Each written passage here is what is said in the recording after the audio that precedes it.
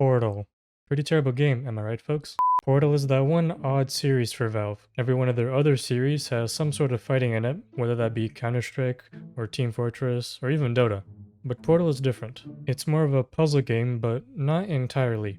It's got that special Valve touch that makes it truly something amazing. Portal was unveiled in 2007 alongside the Orange Box. In the Orange Box came Half-Life 2 along with the 2 episodes, and Team Fortress 2, which were all already popular before, but Portal was something new and it was very different. But it turned out to be good. Very good. It wasn't entirely new though. The concept of Portal was inspired by another game called Narbacular Drop made in 2005. Narbacular Drop is an extremely short game, it's like not even 10 minutes. And it wasn't some big named game, it was actually just a senior project by a bunch of students at DigiPen Institute of Technology. Imagine that. Valve, however, took notice and hired the people who made the game, and in 2 years they made Portal. Quite the backstory. So since Portal was received well, naturally they started making a sequel. Then fast forward 4 years and out comes Portal 2, and it was also received very well. And so what do you think you do when the sequel is also liked? If you said make a third game, you will be fired from your job at Valve. You hear me? You do not make a game with the number 3 in it. There are plenty of differences between Portal 1 and 2, and if you've played both games that should be obvious just from the title screens. Actually, even before that, just look at the size difference. I will attempt in this video to look at the differences between Portal 1 and 2 and possibly see if one is better than the other. Who knows? The overall vibes of each game are significantly different. Portal 1 seems kind of horror in a way. It's not a horror game, but throughout almost the whole game, it's filled with a sense of isolation, which is often what horror games do to leave you on edge. Whoa.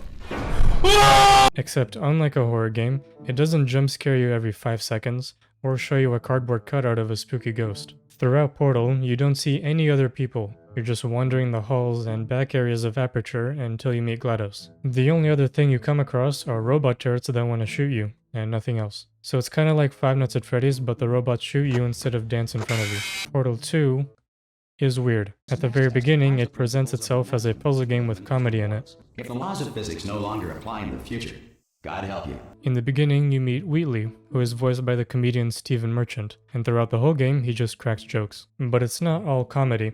It also has its isolating horror sections like Portal 1, especially when you get to Old Aperture. So rather than being one or the other, Portal 2 seems to want to be a mix. And I think it did that perfectly if I'm being honest. But again, whether you like that or not is on you. There are several new additions to Portal 2. Most notably, it adds gel, which adds more depth to the puzzles. There's 3 types of gel. The orange one makes you the Flash, the blue one gives you jump boost 50, and the white one makes any surface worthy of having a portal go on it. The gel though is only prevalent in the old Aperture sections. Before that though, you'll see lasers, tractor beams, light bridges, and aerial faith plates, all of which add some sort of uniqueness to the puzzles, rather than just using portals to get a cube to place on a button. So in that sense, Portal 2 has more puzzle variety. However, neither game has you go through test chambers only like an actual test subject. In Portal 1, when you escape from GLaDOS' execution attempt, you navigate through Aperture with the portals, so you're actually using the portal gun in the field. It's field tested. Portal 2 does the same thing. It starts you out with similar puzzles, albeit with more green, and then has you use the portal gun in the real world. Oh, but I forgot the most important thing. Portal 2 adds King Leopard turret. Magnificent. Portal 2 has more additions beyond just the main game. Portal 2 has community chambers, which are exactly as it sounds. Anyone can make their own chambers with the level editor that's included in the game. I've made some myself, but they're kinda garbage. They're so easy that even a newborn can finish them. A lot of the popular chambers are actually really difficult. I'm stupid. Or in the case of the Unreal chambers, really f*** with your mind. Like, you need a 4-dimensional brain for this. It's cool though. The only other chambers that Portal 1 has are the advanced chambers, or challenges. The advanced chambers are just harder versions of the chambers you go through in the story, and they're actually kinda difficult. The challenges section challenges you to use the least amount of steps, least portals, or least time. Portal 2 doesn't have any challenges, but it does have a time trial run of the story. You can speedrun through sections of the story to get the least time. Besides challenges though, Portal 2 also has a co-op playthrough. Sucks for me, I guess. In co-op, you play as 2 robots named Atlas and Peabody. Why are they named that? I have no clue, go ask GLaDOS. Co-op is pretty fun if you play with a friend, cause now you're splitting the brain power equally between 2 stupid people. So it kinda balances out, right? And now get it. I don't trust. I knew it! I knew it! I knew it, you bastard! You absolute asshole. In this co-op, you can even do emotes, like rock, paper, scissors. My favorite one though is taking off the other's head as they bash you in return. Co-op is actually pretty long as well. There are 6 courses, each with like 6 to 9 chambers. At the end of each course, you put a CD in a player just to have GLaDOS blow you up. But with co-op, Valve added the worst thing they could have in this game. A store. Oh, hell no, man. What the fuck, man? In this store, you can buy customizations for the co-op robots, like beanies, flags, gestures, and skins. So at least there are no loot boxes. Like any Source game, both portals have tons of mods. Most of them are good, and some are special. And honestly, if you thought Portal 1 and 2 were short, then you can spend days with just the mods. Some of the best mods made it to Steam, like Portal Reloaded or Portal Stories Mel. Portal Stories tells the story of Mel, who was another test subject, and it's quite long for a mod.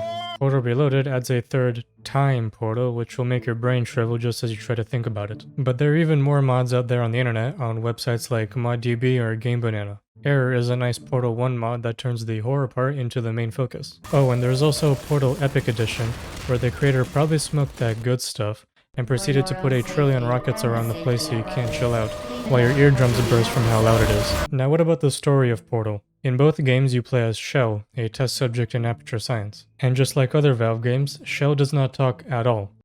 Like at all. She also doesn't have any backstory. You just start in the game as her with no context to who you are. Throughout Portal 1 though, GLaDOS does mention some things about her. She mentions that Shell was abandoned at birth and was adopted. Sounds great, although we have no idea if all of that is even true. For all we know, it could be the exact opposite. Like she could have been raised in a sick mansion, like who knows. In Portal 2, it's hinted at the fact that she could be the daughter of one of the scientists at Aperture. To me, that seems more likely than whatever GLaDOS was saying, but that's just me. In Portal 1, you wake up in a box. GLaDOS comes up and talks, and walks you through the basic puzzles, including how to use the portal gun. She even promises you cake if you finish all the chambers, I think. It all seems fun in games until she tries to slide you into the pits of hell. You escape though, and now have to navigate around Aperture Science while she occasionally puts down like 10 turrets at once. It all leads up to you meeting GLaDOS. The final boss is having to trick these missile turrets into shooting one at GLaDOS, which will knock down her personality cores, which you pick up and put right in the incinerator. You do that a few times and she explodes. You wake up outside only to get dragged back in as the screen fades. Portal 2 continues from that and is a bit more involved. You wake up in a much nicer looking house, but one day you wake up and the announcer says it's been 99999. So yeah, very long time. Just in time though, you happen to meet Wheatley. You can't talk to him though, because just as Wheatley says, you have a very minor case of serious brain damage. So he picks up your house and smashes it into a wall a few times. You go until you pick up the portal gun and navigate to where GLaDOS is. GLaDOS looks fine though, despite being blown up in the last game, but okay. But Wheatley has a galaxy brain and manages to turn on all the power switches, which evidently powers on GLaDOS as well.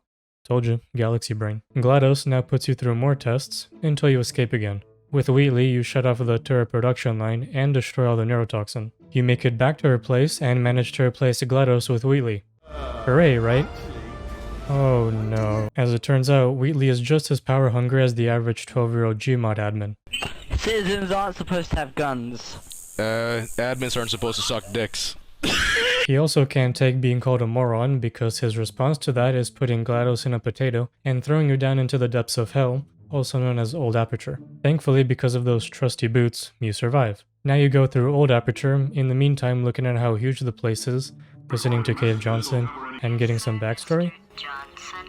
Why did I just... Who is that? What the hell is going on here? You make it out of that place, only to see that Wheatley doesn't know what the hell he's doing. When you meet him again, he puts you through his half-baked test chambers, until you escape from him and go on a wild goose chase with him, up until you make it to his lair, as he says. He says he's rewatched your fight with GLaDOS from Portal 1, so he won't make the same mistakes again. Unfortunately for him, we have plot armor, so that ain't gonna happen. You get your perfect chance when the moon gets exposed, so you fire a portal on the moon, which funnels out Wheatley, and almost you as well. Good job, GLaDOS actually lets you leave this time. On the way up, you meet 4 turrets, which start to sing some music for you. Those 4 turrets turn into a whole orchestra, with the singer clearly labeled, as well as my favorite King Leopard turret. You make it outside to the nice sunshine, and the game snaps to black when out comes a burnt up companion cube. Quite a story, am I right? The stories between 1 and 2 are very different.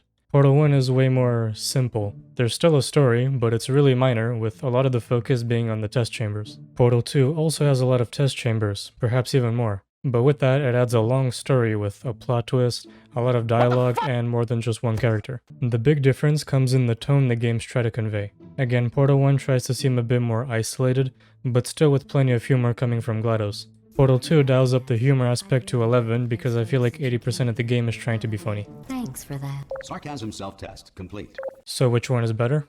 I don't know. Like I always say, it depends on you. Both the games have a very different feel to them, so it just comes down to which one you like more. Some people might like the comedy in Portal 2 more. Some people might like the silence of Portal 1 more. Though you should definitely play both of them if you haven't. I like both of them, don't get me wrong. But for me, I like Portal 2 more. There's just more stuff in the game. Despite it being an opinion, I do know that there will probably be a war in the comments about which one is better because this is the internet. Some people like Portal 1 and some people like Portal 2. But I disagree with both of those opinions. Because objectively, we all know the best one is Portal Epic Edition. But anyways, bye.